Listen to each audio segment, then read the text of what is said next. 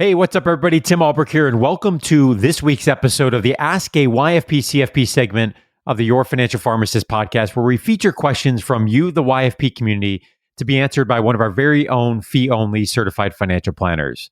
Please note this podcast is intended for educational purposes and should not be considered financial or investment advice, as we do not know all the variables to one's personal situation when answering a question. Before we jump into today's question, a shout out to our extraordinary YFP financial planning team that makes this segment possible. Your Financial Pharmacist offers fee-only comprehensive financial planning services that are customized to the pharmacy professional. So whether you want to pay off your student loans, make the right investment decisions, or simply build a solid financial plan, we'll help get your income working for you rather than the other way around. You can learn more by visiting yfpplanning.com. Again, that's yfpplanning.com. Okay, this week's question comes from Thanh in Durham, North Carolina. Hi, this is Thanh from Durham, North Carolina. I recently encountered a very interesting question, and I'm just wondering, how would you guys respond to that?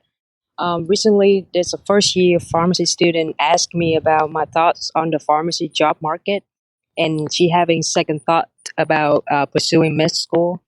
She heard scary feedbacks about the job market currently. She likes clinical, and she's afraid that she won't match in mid-year and end up with a non-clinical job. I'm just curious, but how would you guys respond, considering both financial and non-financial aspect? Thank you very much, and have a good one. Thank you, Thanh, for submitting your question to be featured on this week's Ask a YFP CFP segment of the Your Financial Pharmacist Podcast. Tim Baker, it's a big one. What are your thoughts?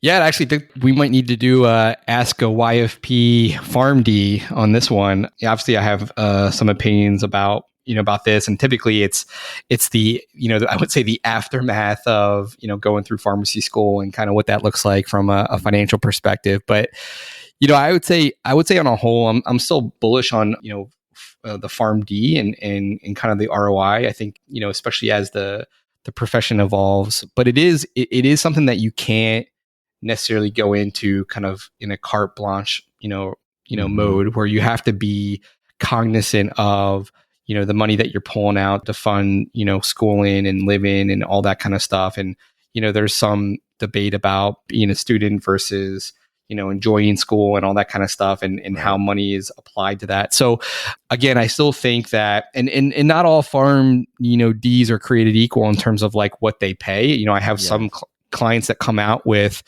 far below the national average, which I think at last count was like 172,000. And then I have some clients that are well beyond, we're talking in the 300, 400,000 per pharmacist. So those are, a little bit tougher conversations in terms of how to attack the loans and the intention behind what we're trying to do. But I guess I would really turn the mic over to you, Tim, and how would you respond to that type of question? Yeah, and I'm curious, Tim, before I jump on my pharmacy career soapbox, like what is, would you say, just a general pulse or feel across the YFP client base in terms of satisfaction with job, outlook on the profession? Is it a spectrum, or are you sensing some consistency among the group? It's definitely a spectrum, but I think that there's like worry, and I think there's a little bit of I have a lot of clients that are it's almost like a sunk cost thing, where it's I just spent $250,000 on this education, and maybe I'm not necessarily, thrilled about the job I'm in today, but I think that, one of the nice things about pharmacy is that there's so many things that you can do. I think there's a spectrum. I think probably what I hear most is just kind of concern and worry. And I think that's just kind of where we're at with the job market and really the economy as a whole. Yeah. But that is a question, I don't necessarily get the question as much because like, what is the ROI on the PharmD? Because we've already kind of like gone through it. Right. But it's that realization. And that's why, like, when I speak to pharmacy students, I'll say something to the effect of, hey, what's the latest AACP data in terms of the student loan balance when you graduate, for pharmacists? And, we throw out some numbers. And then what I try to do is I don't know if the word is weaponize, but what I try to do is weaponize that number to make it sink, so okay, so then the follow-up question is, okay, so if you don't do anything and you go into the standard 10-year plan, 172,000, if we assume 6% interest rate, what's that payment? And the number's like $1,972. So you can see like the eyes get bigger and they're calculating like, well, I'm going to have twice that. So that's twice, I'm going to have twice that payment. And what percentage that is of take-home pay then, right? And right, exactly. So, it's kind of a jerk move, but at the same time, like one of the problems, and I've been in that same boat, you're just so focused on trying to get through school and just trying to hang on and survive that you're not even thinking about this type of stuff. But then when you get through it, you're like, man, I wish I would have done some things differently, not taken the max, not going on that trip, not do this, not that, do that, or at least start to attack them a little bit more, a little bit sooner with intention. That's kind of the reality that I see. But I'm definitely like an outsider's opinion when it comes to the profession of pharmacy. And obviously I talk to a lot of pharmacists in very different, places in the profession. And I still am surprised by, I'm like, what do you do as a pharmacist? Because it still is amazing to me. Because again, when I started working with pharmacists, I kind of had that view of like, you stand behind the bench and, fill prescription bottles, but it's so much more than that. Yeah. And I think to that point, Tim, one of the things I wanted to bring up here is that question about, how will the evolution of practice continue to happen or not happen, I think is a big part of this answer on the outlook of the profession, the jobs available. Obviously, all that gets into supply and demand, gets into wages. Before I give some of my opinion, it's good to look at what the data has to say. And this includes the Bureau of Labor Statistics, the BLS data, the PDI or the Pharmacy Demand Indicator available at pharmacymanpower.com, looking at supply and demand, what the debt situation looks like, as well as what the residency match statistics look like, since this was part of the question as well. And I talked about each of these in more detail recently on episode 172, Should You Be Concerned About the Projected Decline in Pharmacy Jobs? So go back and check that out for more detail. But let me briefly rattle these off, and then we can have some more discussion about what some of these may mean. So we look at the Bureau of Labor Statistics data. The median pay for a pharmacist is still strong, and obviously that's different based on part of the country. It's different based on roles, but it's creeping up, just shy of 130. And we obviously know that's different for new grads than it is for those that are seasoned. What's most alarming currently is that they're projecting a 3% decline. So negative 3% in the job market over the next 10 years. So some listening may remember last year, the projection came out at 0 and everyone was like, oh my gosh, 0. And we have 15,000 plus people graduating every year. We're actually now seeing a negative 3%. So essentially they're projecting that over the next 10 years, the profession is going to lose about 10,500 jobs. Now, obviously what becomes reality of that, there's so many factors that contribute. If you look at the Pharmacy Demand Indicator, the PDI from pharmacymanpower.com, unfortunately, they haven't updated their data since late 2018. But if you look at over the last 10 years, without question, nationally, there's a trend towards demand imbalance with supply. So they use a 1 through 5 scale, where as you get higher on the scale, 4 or 5, that signifies there's significant demand and often difficulty filling positions. And obviously, as you get lower, it's the opposite. And so last data we had, we were right about a 3, meaning we were at a equilibrium of supply and demand. And that changed significantly over the last 10 years. As you mentioned, student loan debt numbers, just over $170,000 on average. For those that graduate with debt, which is about 85%, according to the AACP Graduating Student Survey. And the other data point I want to mention here is the ASHP residency match statistics. So, over the last 10 years, this has remained relatively constant, right in the low 60% in terms of those that apply are successful in matching with the position. And what's interesting about this is if you look at the last 5 years, you see the number of resident applicants, as you would likely expect, climb significantly from about 5,000 to over 7,000. But we also saw growth in the residency positions available. So when we start to think about what will the job outlook be over the next 10 years, I think, again, that really depends on a handful of different factors. And a few that come to mind here are, how many pharmacists are going to retire or not going to retire? And that will obviously depend on what does the economy look like over the next several years.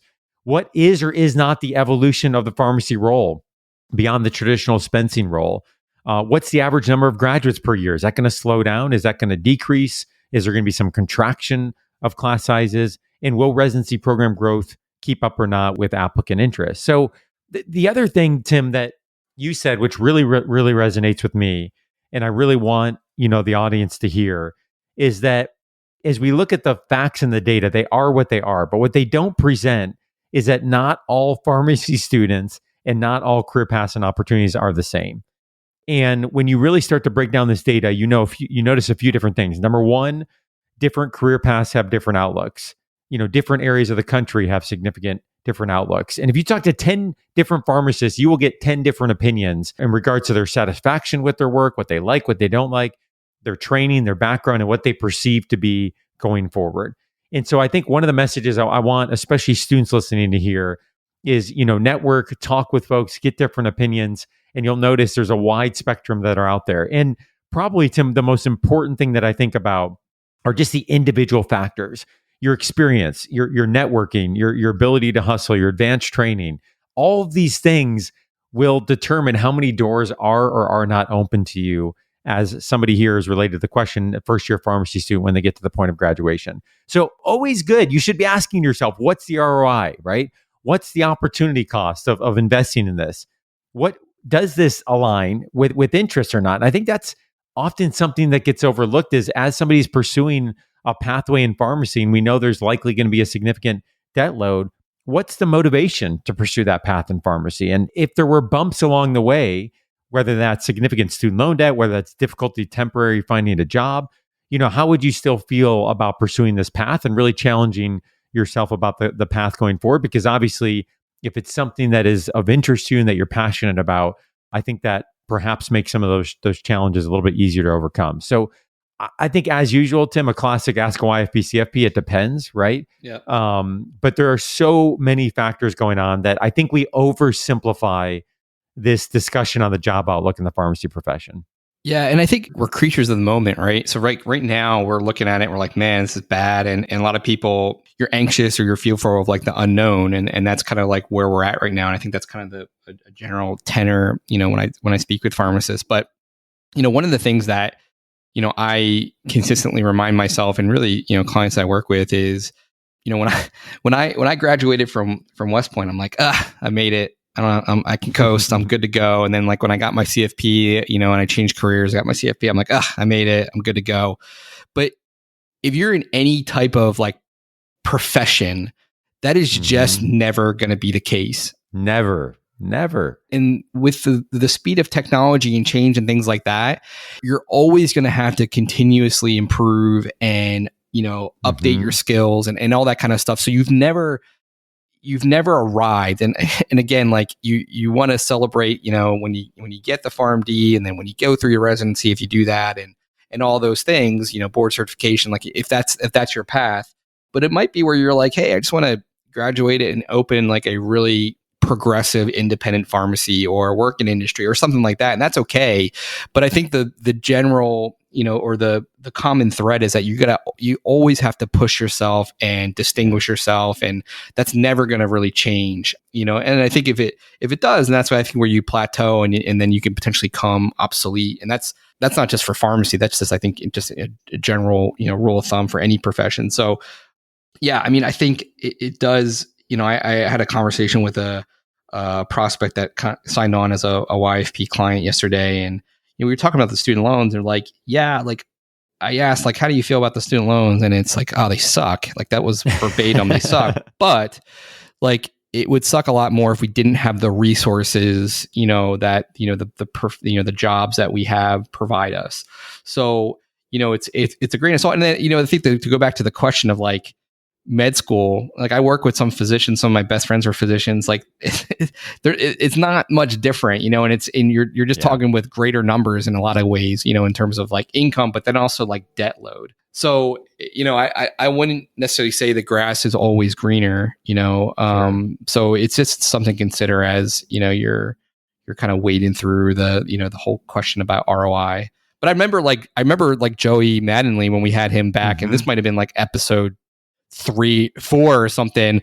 I think one of the things that he said is that when he was in pharmacy school between like his P1 year and his P4 year, like tuition doubled. Like that's crazy. That's crazy. Like that's a big thing. And it's almost like you're beholden to the institution and the path that you're on. Cause like, being, completing 2 years of pharmacy school doesn't really help you that much in terms of, career prospects and things like that. So, and I think that will correct itself. Obviously supply and demand, sometimes in the academic world that takes a little bit longer, but I think that if we start seeing, as we have seen, 1-to-1 type of applicant ratio or less, such that seats are not getting filled, you're going to, and we are seeing it, you're going to see prices fall a little bit. You're going to see scholarships that are offered that weren't previously offered. You're going to see institutions that had out-of-state tuition surcharges that drop those in half or get rid of them to be competitive.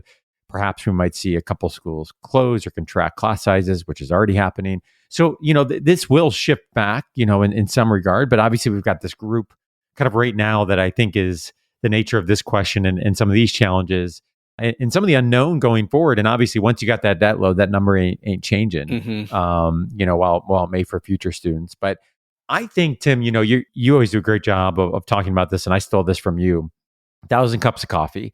Yep. And I always tell students, like, I think it can be intimidating as a student that they may look at like a faculty member or a business owner or a preceptor or somebody who's been successful in their career for 20 or 30 years. And they almost view them as like they can't interact or engage, or they're unreachable or untouchable. And, 9 out of 10 folks are more than willing to sit down and share some of their career story and further help that student network. And I would say I enjoy all of those conversations. And I think most folks do. And so I think for the students listening, like, reach out to folks, initiate those discussions. And, as you have one of those meetings, ask them to introduce you to a couple more folks based on that conversation and really begin to build some of those relationships in a genuine way that will bear fruit, in the future. Yeah. And I think a follow-up on that is, and I kind of equate it to like when I was at the academy, you have like branch week. So that's where you like learn more about like infantry and armor and signal and the engineer corps and all that kind of stuff. And it's a week, and it's something that you learn about as you go. And I know pharmacy school, part of it is to introduce different, parts of the profession to the student. But I think that like take the bull by the horns and really explore what's out there, because I can tell you that, with certainty, what the job market looks like today in 2020, by the time you graduate, it's going to look a lot different. And you might see some of the seedlings of, how pharmacy is transforming today and what it'll look like. But, there's just, I'm still fascinated, like I mentioned, at the top of this question, I'm still fascinated by coming across pharmacists and just being like, what you do, what as a pharmacist, right, like that. Right. And some of those things they might not be necessarily in pharmacy. It could also be ancillary to the medical profession. So like, I'm still coming across that, and I've been working with pharmacists for years and years. So I think that's also, to me, what's exciting about the profession is that it's still, morphing and evolving into, this thing that kind of, really is far reaching in terms of like what you can do with the degree. So yeah. Yeah, great discussion. And again, Tom, thank you for submitting your question. Probably longer than a normal episode, but I think it's a worthwhile discussion that we have on this show from time to time. And as a small thank you, Tom, for submitting your question, we're going to be sending you a super comfy YFP t-shirt. And for those listening that would like to have their question featured on a future episode, please go to yourfinancialpharmacist.com/ask YFP or shoot us an email at info@yourfinancialpharmacist.com. Have a great rest of your week.